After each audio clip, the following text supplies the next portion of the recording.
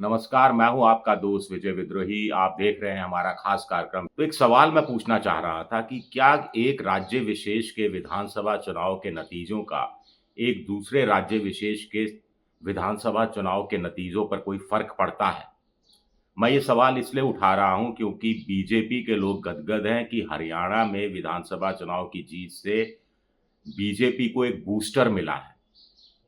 अगर ये तर्क बीजेपी पर अप्लाई किया जाता है कि इस बूस्टर का फ़ायदा बीजेपी को महाराष्ट्र और झारखंड के विधानसभा चुनाव में मिलेगा, तो फिर जम्मू-कश्मीर में इंडिया गठबंधन की जीत से भी तो इंडिया गठबंधन को एक बूस्टर मिला है।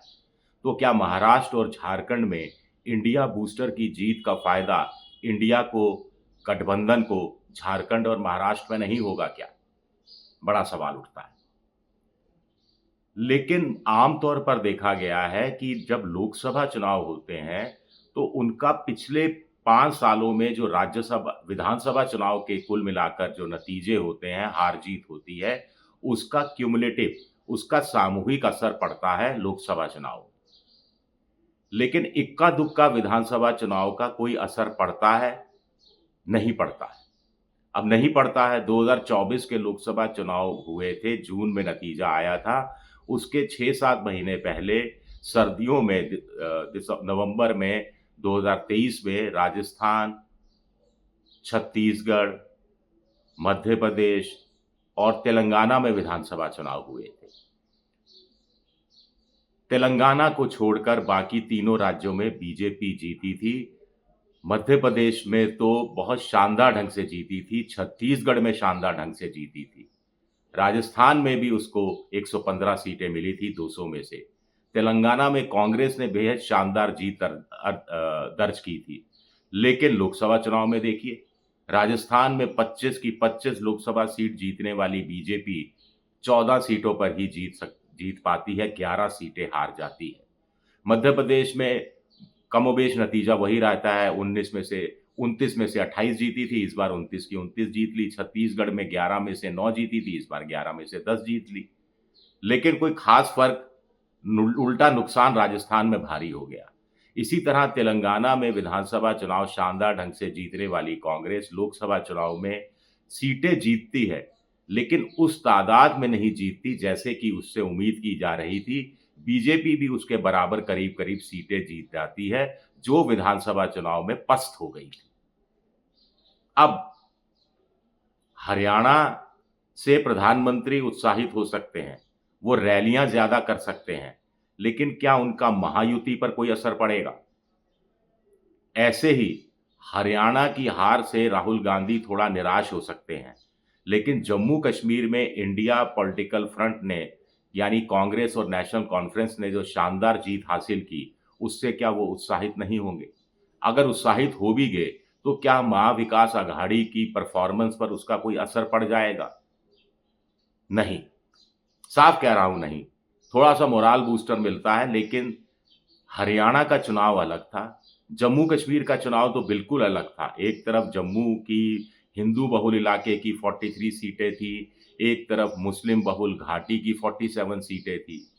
हरियाणा के अंदर बाइपोलर चुनाव था, यानी कांग्रेस और बीजेपी के बीच में मुख्य मुकाबला हो रहा था, जहां सत्ता की चाबी एक तरह से निर्दलीय, बागी, छोटी पार्टियों के हाथ में आ गई और बूथ मैनेजमेंट के हिसाब से बीजेपी चुनाव जीत गई। बूथ के स्तर पर चुनाव जीती, कॉन्स्टिट्यूएंसी के स्तर पर चुनाव जीती, एज़ एन हरियाणा होल के स्तर पर चुनाव वो नहीं जीती और कांग्रेस की भी यही बड़ी चूक रही। लेकिन महाराष्ट्र तो इससे अलग है, झारखंड भी इससे अलग है। दोनों जगह खास बात है कि कांग्रेस अकेले चुनाव नहीं लड़ रही, वो एनडीए इंडिया के गठबंधन के तहत चुनाव लड़ रही है और इंडिया के गठबंधन के तहत कांग्रेस ए नंबर की पार्टी नहीं है, कहीं बी नंबर की पार्टी है, कहीं सी नंबर की पार्टी है। तो क्या ये कांग्रेस के फायदे में जाएगा? झारखंड में झारखंड मुक्ति मोर्चा के नेतृत्व में कांग्रेस चुनाव लड़ेगी।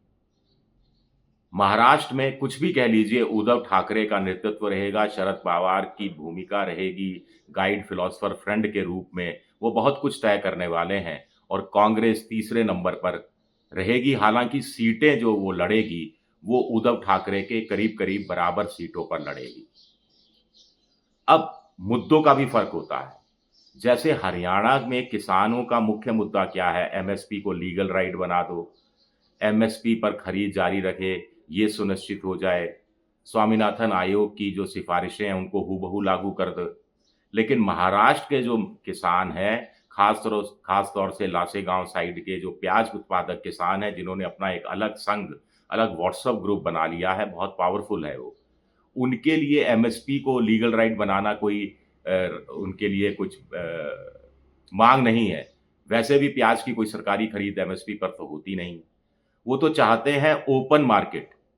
ओपन मार्केट को वो ज़्यादा किसान बढ़ावा देते हैं, उस मांग का समर्थन करते हैं कि जैसे प्याज के एक्सपोर्ट पर भारत सरकार रोक नहीं लगाए, प्याज के एक्सपोर्ट पर शर्तें नहीं लगाएं कि मिनिमम इतने रुपए से कम का आप एक्सपोर्ट नहीं कर सकते प्याज, ताकि किसानों को प्याज का ज़्यादा से ज़्यादा दाम मिल सके। तो एक फ़र्क ये है।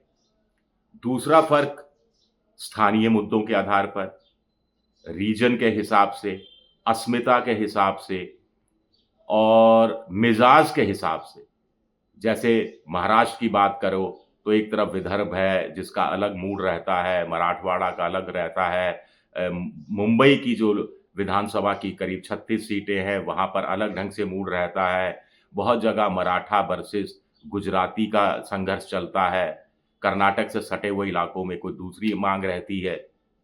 और सबसे बड़ी बात है कि महाराष्ट्र को अगर लिया जाए तो लोकसभा चुनाव में जो स्थिति थी वही स्थिति अभी तक बनी हुई है। लोकसभा चुनाव में एक तरफ महायुति थी, एक तरफ महाविकास अघाड़ी था। यानी दो बाइपोलर मेजर पॉलिटिकल पार्टीज का चुनाव है। यह हैरानी की बात है। महायुति में 3 पॉलिटिकल पार्टियां हैं, शिवसेना एकनाथ शिंदे गुट और अजीत पवार की एनसीपी वाला गुट और बीजेपी।